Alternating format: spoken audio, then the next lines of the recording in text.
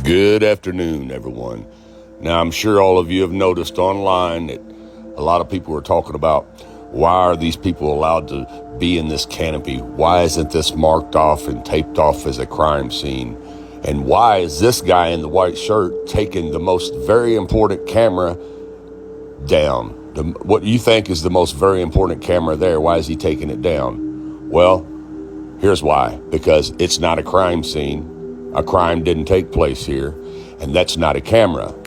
Now, before I tell you what it is, I want you to get a real good look at it as he's taking it down. Anybody figure out what it is yet? Okay, here's what it is. It's called a hologram projector. And if you don't believe me, you can go look them up online. And they're not cheap. They're not cheap.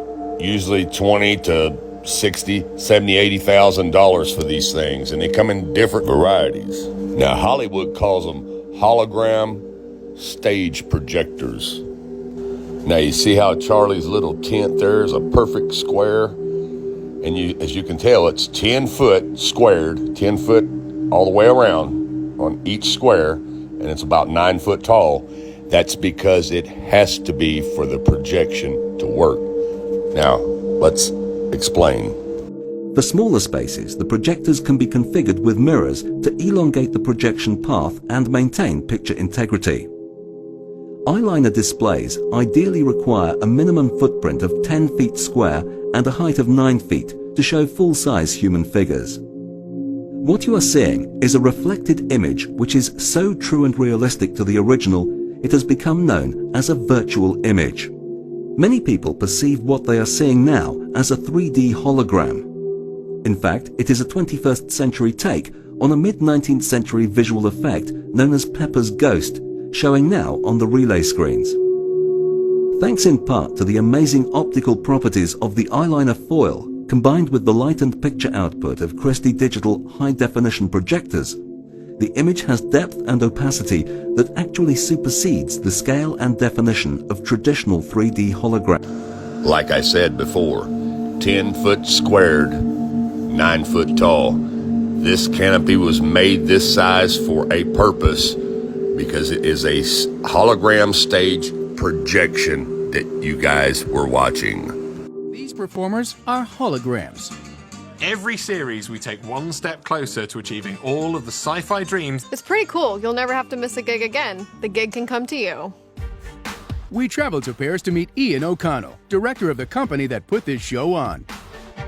I recall we were being asked to produce a show from London to Florida where the interaction between the musicians and the audience would be as natural as two people being in the same room. And for all of us, it was an experience that we'll never forget. So how do they beam this band in live? It's incredible that this really is a remote live gig. The signal from London takes less than 1/3 of a second to go all the way around the world and be projected as a hologram on the stage in the US. As well as the hologram making it feel like the band are actually in the room with the audience, the band can see the audience and actually interact and respond to what they're doing. This is a whole new take on live music. But how are the images so good that it looks like the band are really on stage?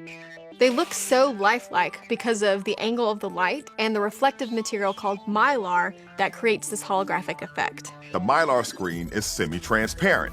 The reflective surface reflects the images where the light falls on it, but where the light doesn't fall on it, the audience can see through it. So it looks like there's a person standing on the stage and that there's no screen at all. The projector receives the video signal and projects it down from the ceiling.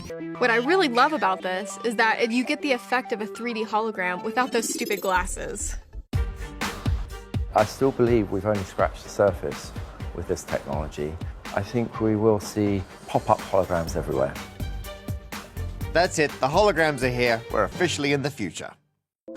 It's all smoke and mirrors. The world is a stage, people. Get over it. You've been lied to. Now, I know a lot of you are going to say, well, Terry, if it was a hologram, how was he walking around passing out hats and talking to people? Because he was walking around passing out hats and talking to people. Only the assassination was a hologram. Here's what you're forgetting. You're forgetting about the trap door right by his feet underneath that little canopy there.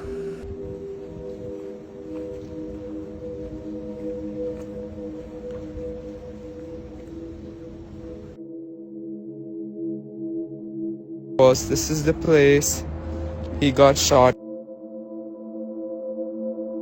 This is the courtyard where it all happened. It's now open to the public again. There's lots of people coming here, placing flowers, cards, things like that. The university is already making some changes. They're replacing the grass where Charlie Kirk was speaking with pavers. And there are several petitions online asking the school to make this into a permanent memorial for Charlie Kirk.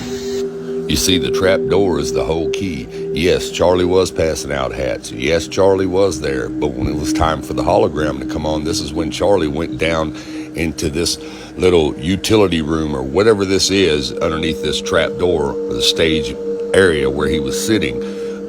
Okay, the assassination took place with the hologram. And then if you notice, all the guys, when he supposedly falls to the ground, all the security guys surround him. You can't see nothing. They raise the trap door up.